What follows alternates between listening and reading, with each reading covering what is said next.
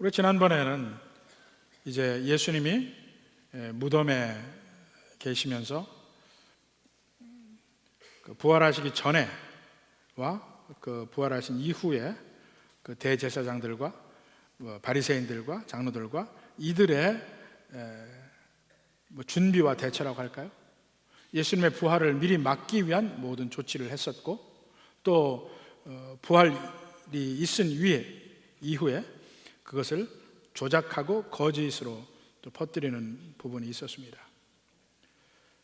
근데 오늘 본문에서는 부활의 사건이 실제로 일어났다는 면을 여러 가지 면에서 보여주는 것입니다. 사실 예수님의 십자가의 죽음에 대해서는 예수님을 믿는 사람이나 믿지 않는 사람이나 그 역사성에 대해서는 누구도 의심하지 않습니다. 예수님이 십자가에 못 박혀 돌아가셨다, 그건 다 인정해요. 인정하지 않는 게 뭐냐면 예수님이 부활하셨다, 이 사실을 인정하지 않습니다.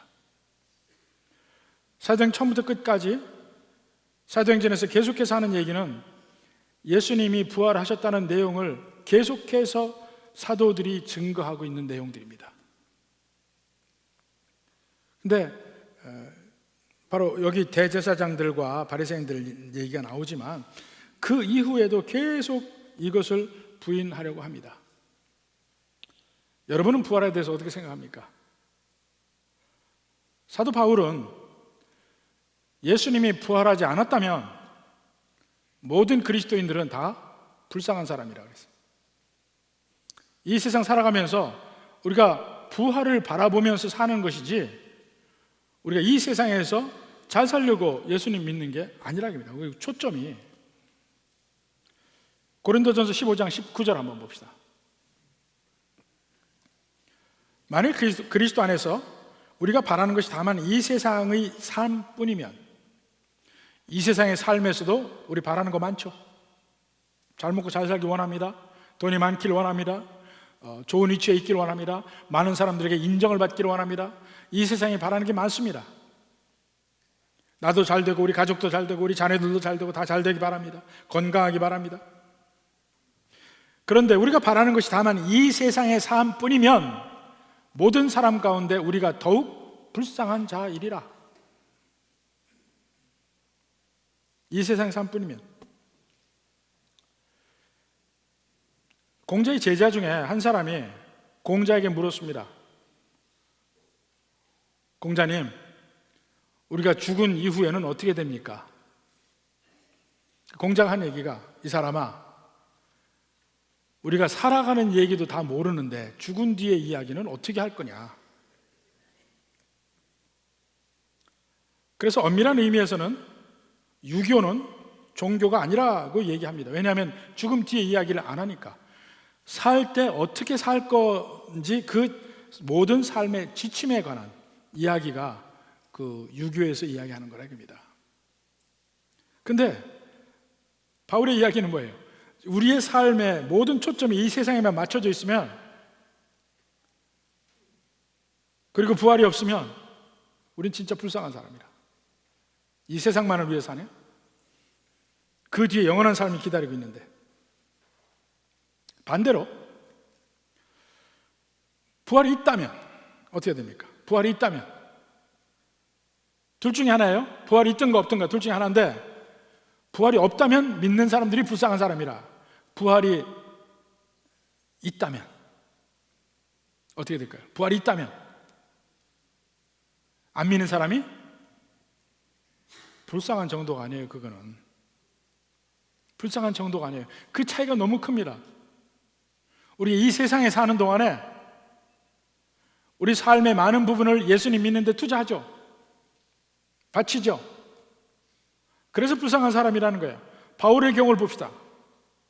그는 사실 이 세상적으로 잘 나가는 사람이었어요.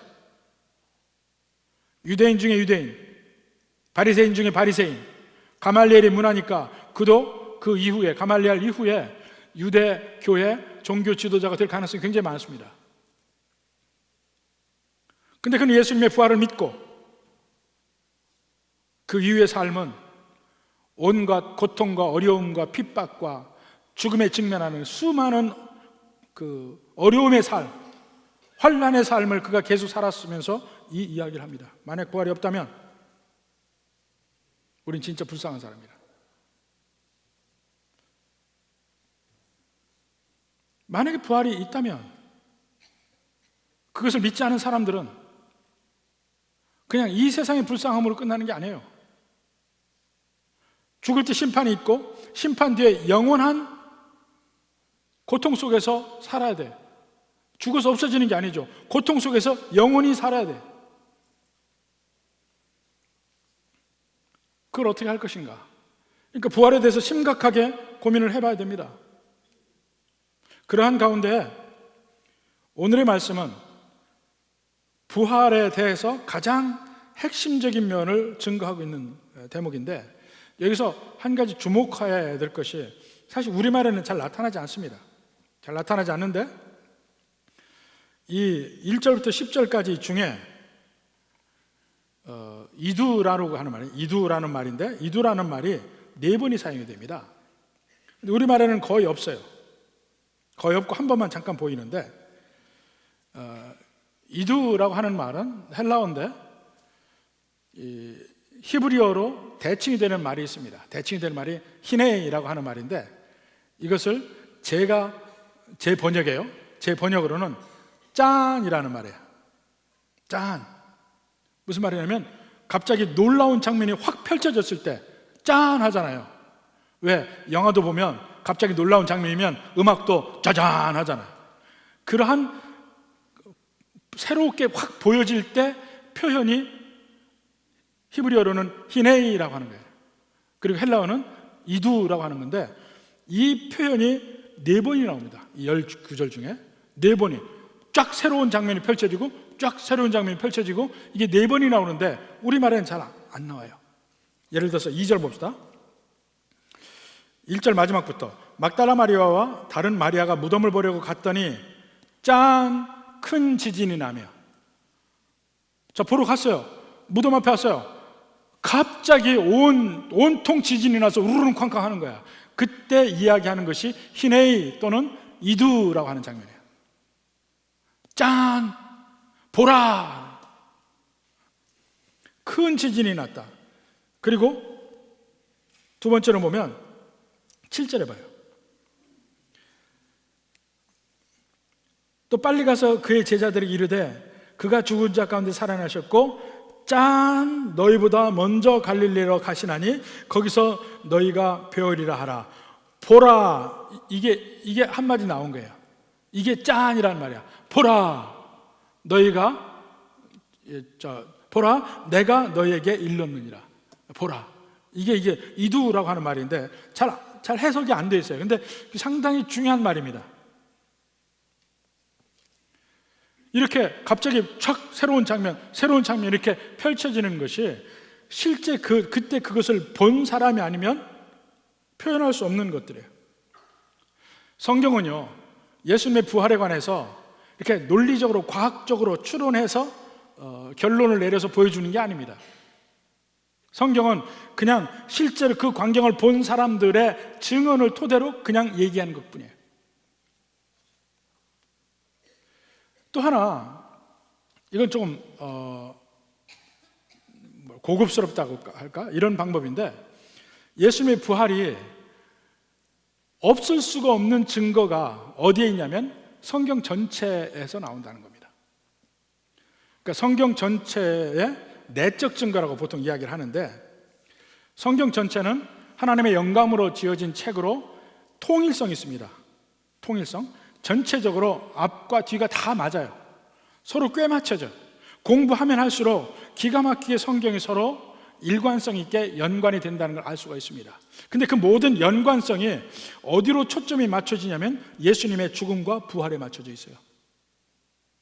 성경 전체가. 성경은 한 1500년에서 1600년간 쓰여진 책입니다. 제일 처음에 쓰여진 책이 모세오경, 모세가 썼는데 그 당시 출애굽 당시에 썼을 거라고 생각하는데, 출애굽은 보통 우리 전통적 견해에 의하면 BC 1450년경이에요. 그때부터 한 1400년경에 썼을 거라고 생각하고, 신약 성경 중에 제일 마지막에 쓴 성경이 요한복음이나 아니면 요한 1, 2, 3서입니다. 요한 계시록도 있지만 이게 제일 마지막에 써졌는데 이것이 한 AD 100년, AD 한 95년에서 105년, 110년 요 사이에 쓰였다고 생각해요.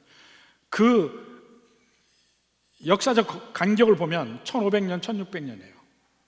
근데 이렇게 1500, 600년 동안 쓰여진 책이 일관성이 있어요.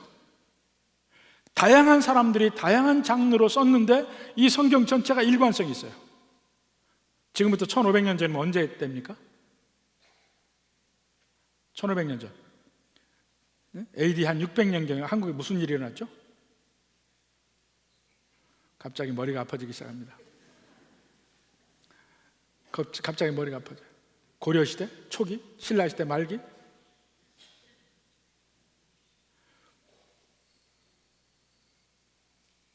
이 조선시대가 있고 고려시대가 있고 신라가 있잖아요. 그때부터 고려시대부터 지금까지 책이 여러 개 쓰였는데 그게 전부 일관성이 있게 꿰뚫어지는 한 권의 책에 있을 수가 없는 기적적인 얘기죠. 하나님이 함께하지 않으면 이게 될 수가 없는 거예요. 66권이. 근데 그 안에 메시지가 전부 일관성 있게 통일성 있는데 전부 그것이 합쳐지니까 어디에 지배하게 되고 집중이 되어 있냐면 예수님의 죽음과 부활이에요. 그래서 어느 학자는 이런 얘기합니다. 성경은 마치 피라미드를 거꾸로 놓은 것 같고 똑같다고 그래요. 피라미드 거꾸로 놓으면 어떻습니까? 위는 사각형 넓잖아요. 아래로 갈수록 하나의 꼭지점에 있잖아요. 그 꼭지점에 예수님의 죽음과 부활이 있는 거예요. 그러니까 보면 볼수록 성경에서 예수님의 죽음과 부활에 대해서 1000년 전에도 이야기하고 2000년 전에도 이야기를 하고 그 일관성 있게 이야기가 되어져 있어서 이것이 사실이 아닐 수가 없는 증거가 성경에서 보인다는 거예요. 근데 이것은 성경을 좀 더 많이 봐야 되겠죠. 많이 공부를 해야 되겠죠. 근데 공부를 하면 할수록 그런 면들이 보일 수 있다 이겁니다. 우리가 보통 성경을 이해할 때 무조건 믿음으로 보는 거 아닙니다. 이 세상은 두 종류의 사람이 있어요. 하나님이 우리를 사랑하셔서 예수님을 우리에게 보내셔서 우리가 그 예수님을 믿을 때 우리 구원을 받는다. 예수님을 믿는 사람이 있고 예수님을 믿지 않는 사람이 있고 세상에 두 종류의 사람이 있어요. 근데 처음에 믿음은 결단입니다. 그야말로 두 가지, 예수님을 믿을 것인가 안 믿을 것인가 중에 선택이에요. 이 선택 이후에는 그냥 눈이 감긴 채 무조건 믿는다는 게 아닙니다. 그걸 근거로 해서 우리는 이성적 판단을 합니다. 성경을 공부하고 성경의 모든 문학적 기법을 공부하고 이 저자의 의도가 무엇인지 우리가 알려고 노력하고, 근데 그거 전부 세상에서 쓰는 방법과 다를 바가 없어요. 모든 이성적인 방법을 씁니다. 과학도 동원합니다. 역사도 봅니다. 안 믿는 사람은 안 믿는 사람대로 그들의 관점을 가지고 성경을 이해하려고 합니다. 논리를 가지고. 누구의 논리가 더 일관성이 있고 맞느냐? 엄청난 차이가 납니다. 이 과학에서 공부를 하면 나중에 그 모든 학문의 끝에 가면요, 답을 찾는 게 아닙니다. 우리가 산수하듯이 답이 딱 나오는 게 아니에요. 마지막 학문의 끝에 가면 답이 무엇이냐가 아니고 답이 있냐 없냐만 따져요. 답이 있냐 없냐만 따져요. 보통은 하나의 논문을 쓰려면 가설을 정합니다. 가설. 이건 이럴 것이다. 그건 가설을 정해놓고 그게 진리라는 걸 전제로 쭉 한번 이론적으로 따져봐. 그러면 실제 우리에게 일어나는 현상과 이것이 일치가 하는가, 그걸 봐서 이걸 보건대 가설이 맞을 것이다, 이게 결론이에요. 또 다른 사람은 다른 가설을 세워요. 그래 놓고 현상을 다 거기다 대입을 해봐. 이런 가설이 혹시 맞을 것인가를 일치가 있는가 해봐서 안 맞으면 이 가설은 틀리다, 이렇게 나와요. 그 방법대로 우리가 보자 이거예요. 가설, 하나님은 계시고 하나님이 예수님을 보내셨다, 그 가설을 세워놓고 이 역사적 모든 사실이 맞는지를 우리가 검증을 해봐요. 과학의 모든 사실이 맞는지를 검증을 해보는 거예요. 또 다른 쪽에서는 신은 없다, 예수라는 사람도 우리 구세주가 아니다, 이걸 전제로 해서, 이거 가설이에요. 가설을 가지고 쭉 역사를 맞춰봐요. 쭉 과학을 맞춰봐요. 그래 놓고 양쪽을 비교해 보는 거예요. 어느 가설이 보다 더 설득력이 있느냐. 이게 과학이에요. 믿음 속에서 과학을 하는 거예요. 그러면 거듭거듭 하나님이 계시다는 쪽이 훨씬 더 과학도 이 역사도 더 신빙성 있게 검증이 됩니다. 사실은 안 믿는 사람 쪽, 예를 들어 진화론을 믿는 사람들이 검증한다는 그것이 얼마나 허구인지 계속해서 얘기할 수 있어요. 말도 안 되는 일들이 벌어지는 거예요. 우리가 성경을 볼 때도 일단 예수를 믿으면 믿는 상태에서 성경을 그냥 보는 게 아니고 이성적으로 접근합니다. 다 역사적으로 따져보고 봐요. 오히려 더 알면 알수록 믿음이 굳건해집니다. 아, 이것이 우리가 논리적으로 생각을 해도 정말 이것은 사실이다, 이렇게 느끼게 되어 있다 이겁니다.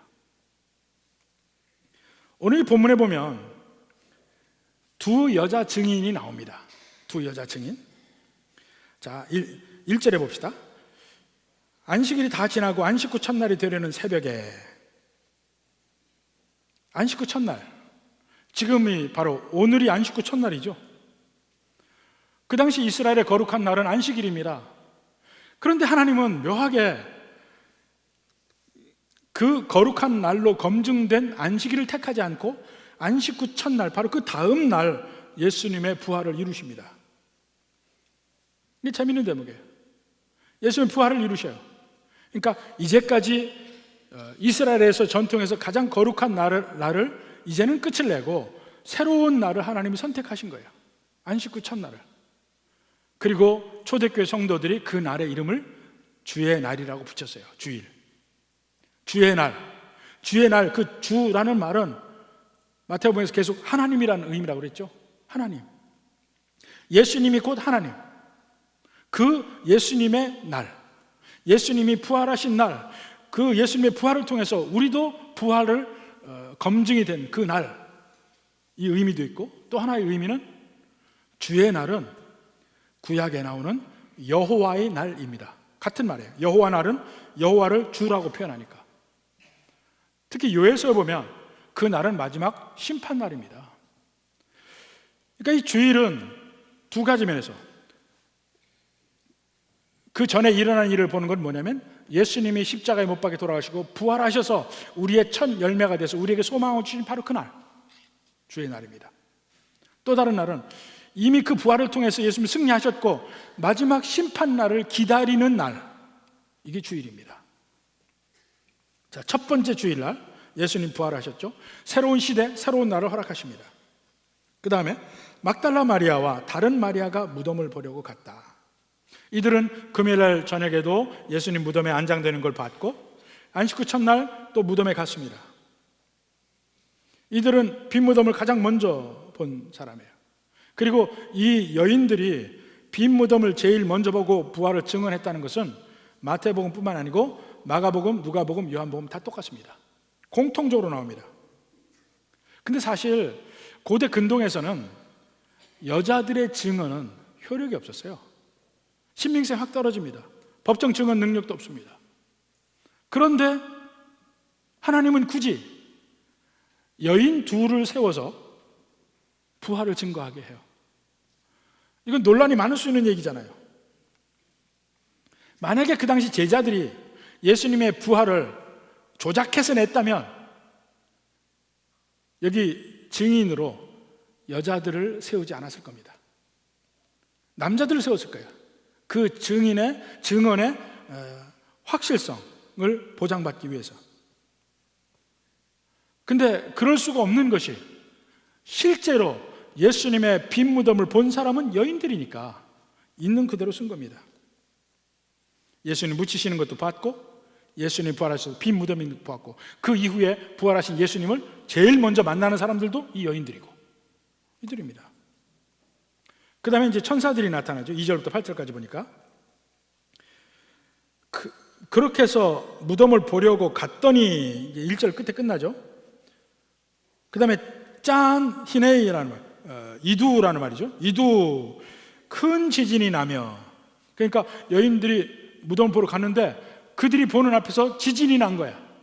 우르릉 쾅쾅하고 지진이 난 거야. 그리고서는 천사가 주의 천사가 하늘로부터 내려와 돌을 굴려내고 그 위에 앉았는데, 주의 천사가 하늘로부터 내려와서 돌을 굴리는 걸 다 본 겁니다. 그러니까 돌이 굴려서 무덤의 통로가 열린 것은 예수님 나오라고 돌이 굴려진 게 아니에요. 여인들 보고 들어갈 수 있게 돌이 굴려진 겁니다. 예수님은 거기 돌이 막혀 있어도 나올 수 있었어요. 사실 안식 후 첫날에 예수님 부활하시고 그 저녁에 제자들에게 나타나죠. 제자들은 겁이 나서 문을 꼭꼭 걸어 잠그고 있었어요. 그 안에, 방 안에. 근데 거기에 예수님이 나오셨어요. 이 3차원적인 이 벽과 이 공간은 예수님에게 의미가 없었습니다. 부활한 몸은 3차원적인 게 아니에요. 그러니까 돌로 그 무덤에 막혀 있다고 해서 예수님 못 나오지는 않는다. 이미 예수님 부활하셨어요. 그 뒤에 돌이 굴려진 겁니다. 자, 그리고 천사들을 앉았는데 3절에 그 형상이 번개 같고 그 옷은 눈같이 희거늘. 지키던 자들이 그를 무서워하며 떨며 죽은 사람과 같이 되었더라.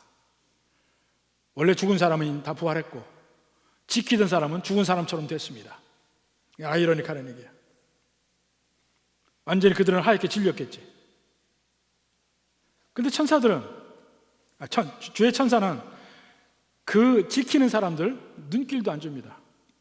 그들이 그렇게 두려워서 죽은 자처럼 된 것은 여자들이 본 거야.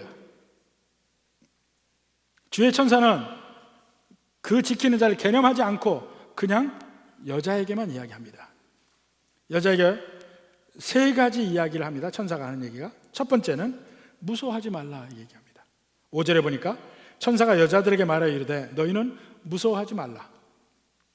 십자가에 못 박힌 예수를 너희가 찾는 줄 내가 아노라. 성경에서 보면 천사들이 나타날 때마다 사람들이 보이는 첫 번째 반응은 두려움입니다. 왜냐하면 산 사람들이 하나님을 보면 죽는다예요. 주의 천사를 봐도 죽는다예요. 두려워합니다. 그래서 천사들이 선한 뜻으로 사람들에게 나타날 때마다 제일 먼저 하는 말이 두려워하지 말라. 이 말부터 먼저 합니다. 가브리엘 천사도 그렇고. 근데 만약에 천사들이 나타날 때 두려워하지 말라 얘기를 안 하고 그냥 나타났다면 어떻게 됩니까? 그건 죽는 거야 이제. 이 여자들에게는 오히려 기쁜 소식을 전하기 위해서 왔습니다. 그래서 미리 위로의 말을 합니다. 무서워하지 말라. 두 번째로 한 말이 뭐냐면 와서 보라예요. 6절에 봅시다. 그가 여기 계시지 않고 그가 말씀하시던 대로 살아나셨느니라. 이미 그 일은 일어난 일이에요. 와서 그가 누우셨던 곳을 보라. 직접 증인으로서 확인하라는 얘기죠. 와서 보라. 천사들이 그들을 무덤으로 인도합니다. 근데 그 여인들은 예수님이 부활하시는 장면을 본 것은 아니에요. 그건 못 봤습니다. 오직 그 결과만 본 거예요. 그 빈 무덤. 부활하실 때 예수님 어떻게 부활하셨을까요?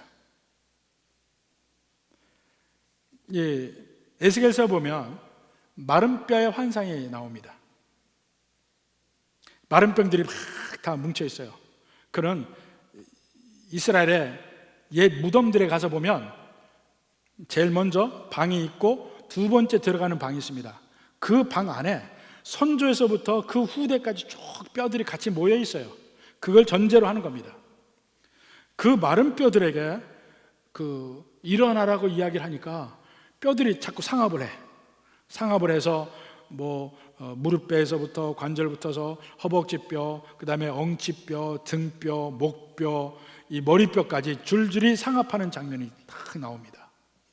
그리고 생기를 불어넣으니까 이스라엘의 군대가 돼요. 그게 일종의 부활하는 장면을 우리가 성경에서 볼 수 있는 대목인데 그 위에는 없어요. 예수님이 어떻게 부활하셨는지 모릅니다. 그 장면을 보여주지 않았어요.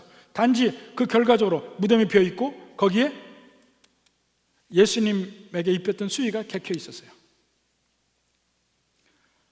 지금 그 수의가 이탈리아 토리노에 있는 한 수도원의 한 교회에 그 수의가 있다고 보통 이야기를 합니다. 그래서 그것을 토리노의 수의 또는 튜린의 수의라고 이렇게 얘기를 하는데 거기에 실제 사람의 형상이 박혀 있어요. 박혀 있어. 그랬고 또 하나 예수님의 그 시체에 머리를 이렇게 덮었던 천이라고 하는 것이 스페인의 한 교회에 또 소장되어 있습니다. 근데 한 가지 재미있는 것은 그것이 전부 조사를 해보니까 전부 그 예수님 때의 천이에요. 예수님 때의 천인 것이 확인이 됐어요. 더 재미있는 것은 양쪽의 혈액형이 똑같아요. 피가 묻어 있는데 양쪽의 혈액형이 똑같아요. 여하튼 그 세마포가 객혀 있고 사람이 없어요. 빈 무덤을 그들이 그 결과만 본 겁니다. 물론 이것이 예수님의 부활을 자체를 증가하는 건 아니지만 최소한의 필요 조건이죠. 무덤이 비어 시체가 없어야 되죠. 부활했으니까.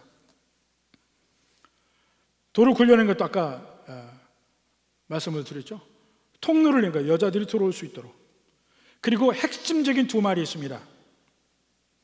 6절 7절에 보면 그가 말씀하시던 대로 살아나셨느니라.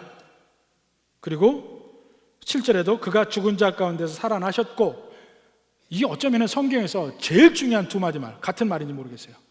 죽은 자 가운데 살아나셨다. 말씀대로 살아나셨다. 예수님은 이미 예수님의 사역 기간 동안에 이미 부활을 이야기했습니다. 부활할 걸 얘기했어요. 마태복음에서만 6번 얘기를 했습니다. 세상 사람들은 예수님을 4대 성인 중에 하나로 봐요. 아주 좋은 선생님, 위대한 선생님. 근데 우리 전도하는 그걸 이 전도지에서도 미리 나오지만 예수님은 절대로 위대한 선생님이 될 수가 없습니다. 왜 될 수가 없냐면 예수님 스스로 나는 하나님이라고 말을 했기 때문에 그래요. 예수님 스스로 나는 하나님이라고 얘기를 했으면 그 말이 사실이든지 거짓이든지 둘 중에 하나잖아요. 사실이면 하나님이고 거짓이면 거짓말쟁이 사기꾼이에요. 절대로 그 중간에 위대한 선생님은 될 수가 없습니다. 위대한 선지자도 될 수가 없어요. 예수님이 그 입으로 나는 하나님이라고 얘기를 했기 때문에. 여러분은 둘 중에 어디를 믿습니까? 예수님이 하나님이심을 믿습니까? 아니면 사기꾼인 걸 믿습니까? 둘 중에 하나라고요. 참 세상 사람들이 얼마나 비이성적으로 얘기하는지를 하나하나 알 수가 있어요.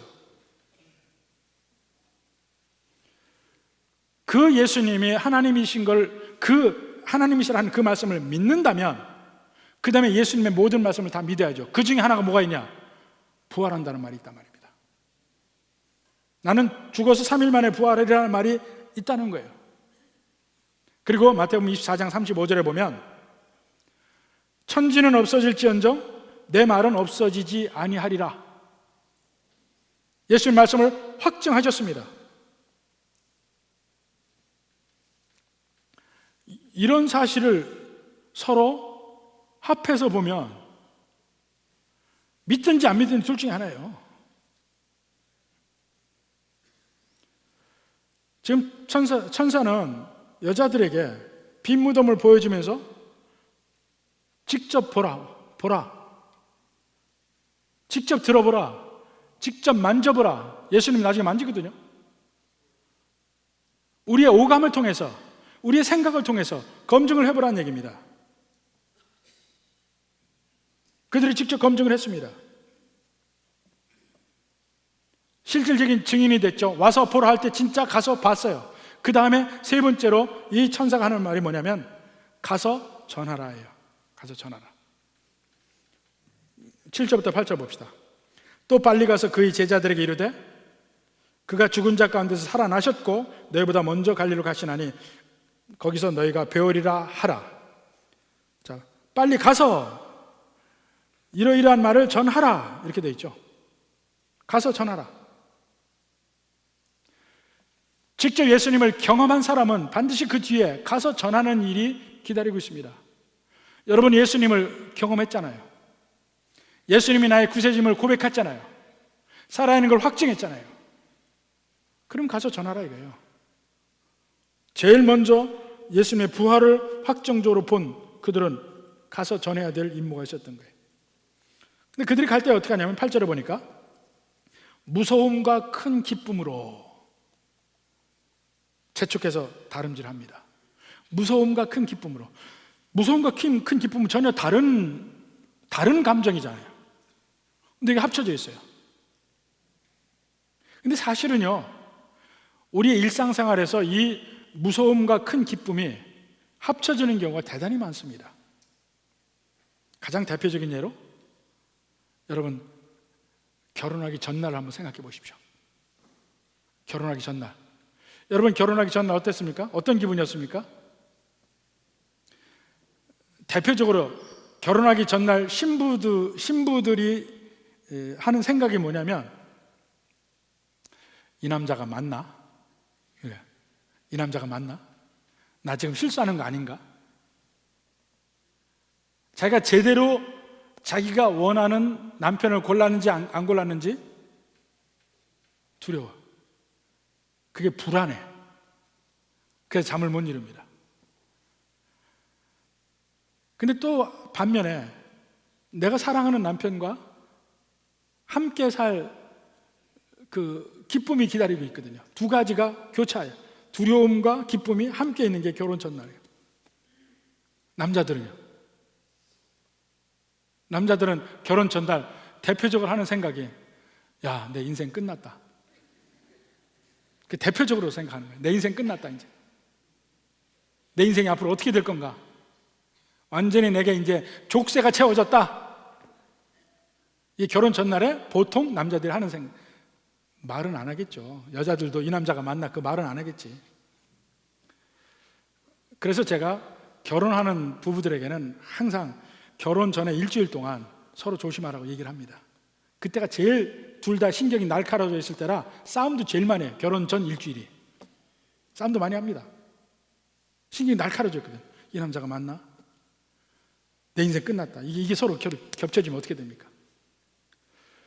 그래도 남자에게 또 기쁨이 있잖아요. 결혼 후에 내가 사랑하는 사람과 이제 함께 산다. 항상 이제 저녁에 헤어지려면 아쉬웠는데 이제 같이 산다. 헤어질 필요가 없다. 이게 같이 공존하는 거예요. 결혼식뿐입니까? 내가 어떤 중요한 직책을 맡을 때 두려움도 있죠. 아, 내가 이거 잘할 수 있을까?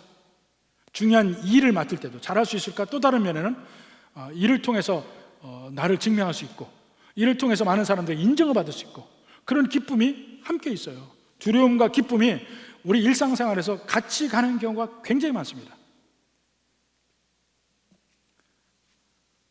예수님의 부활을 보고 이들이 느낀 감정도 한쪽에는 무서워요.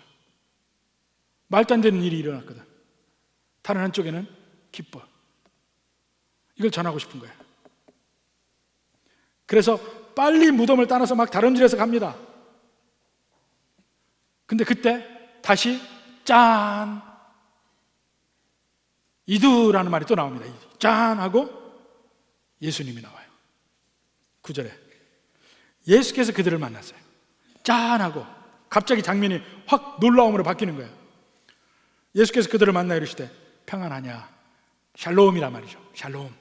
평안하냐? 하거늘 여자들이 나아가 그 발을 붙잡고 경배했다. 예수님이 귀신이 아닌 게 확실해요. 귀신은 발이 없어요. 귀신은 발이 없어요.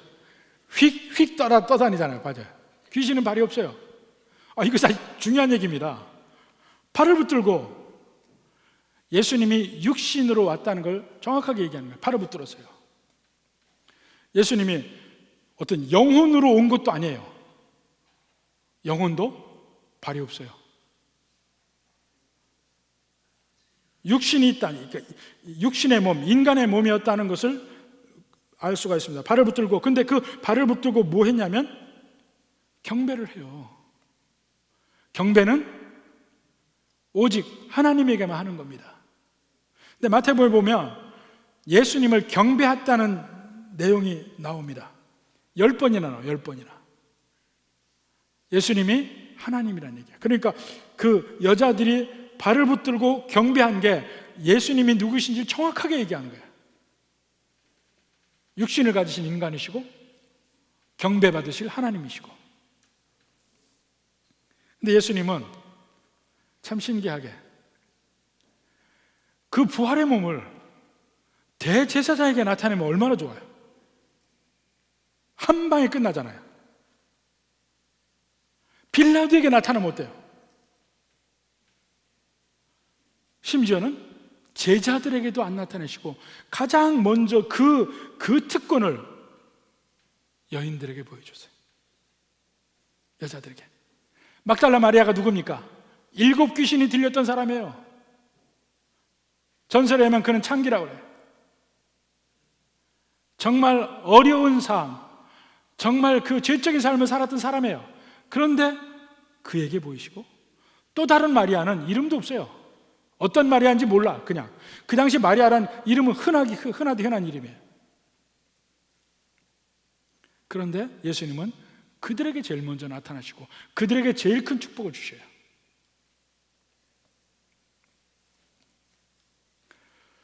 요한일서 1장 1절에 보면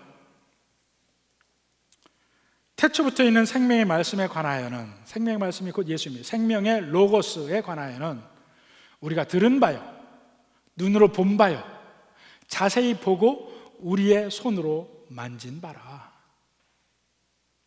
이 여인들이 그 생명의 말씀에 발을 붙들고 있어요. 만진 바라. 지금 요한복음이 쓰여질 때는, 요한 1서가 쓰여질 때도 마찬가지입니다. 영지주의가 막 횡행할 때예요. 예수님이 육신으로, 하나님이 어떻게 육신으로 오냐, 인간으로 오냐, 물질로 오냐, 그걸 다 부인할 때, 그때 아니다, 예수님은 하나님이시만 우리 육신을 입은 분이라는 것을 강하게 이야기하고 있습니다. 그러니까 요한일서 1장 1절에 우리가 만졌잖냐 하는 얘기가 나오는 거예요. 여러분에게 예수님은 어떤 분입니까? 하나님이신 분이 이 세상에 인간으로 오셨고 우리를 위해 죽으시고 부활하신 분이다. 이 4가지 사실이 변치 않는 복음의 핵심입니다. 이것을 믿는다면 여러분의 삶도 바뀌어져야 되고 여러분의 모든 인생의 방향도 바뀌어야 됩니다. 성경은 있는 그대로 그들이 본 것만 이야기를 했어요. 제자들이 부활의 이야기를 만들지 않았다는 것도 거듭거듭 증명이 되고, 그들이 보지 않은 건 말 안 했어요. 어떻게 예수님의 부활이 이루어졌는지 아무 곳에도 성경이 없습니다. 단지 부활의 결과만 봤을 뿐이지. 근데 이를 본 그들의 인생은 전과 완전히 다른 인생을 삽니다. 예수님이 십자가에 죽음 때까지만 해도 그들은 도망갔어요. 근데 예수님의 부활을 본 이후부터 그들의 인생은 바뀝니다. 목숨을 걸어요. 인생을 걸어요. 그 이후부터 지금까지 수없이 많은 사람들이 예수님의 부활을 성경을 통해서, 삶을 통해서 경험을 합니다. 그리고 그 인생이 변해갑니다. 그 증거가 여기 있는 거예요. 여기. 부디 이러한 예수님의 죽음과 부활, 특히 예수님의 부활의 면에서 굳게 믿으시고 이 안에서 진정, 이 세상의 삶뿐만 아니고 그 이후의 삶까지 온전히 바라볼 수 있는 믿음의 성도 되길 주님의 이름으로 축원합니다.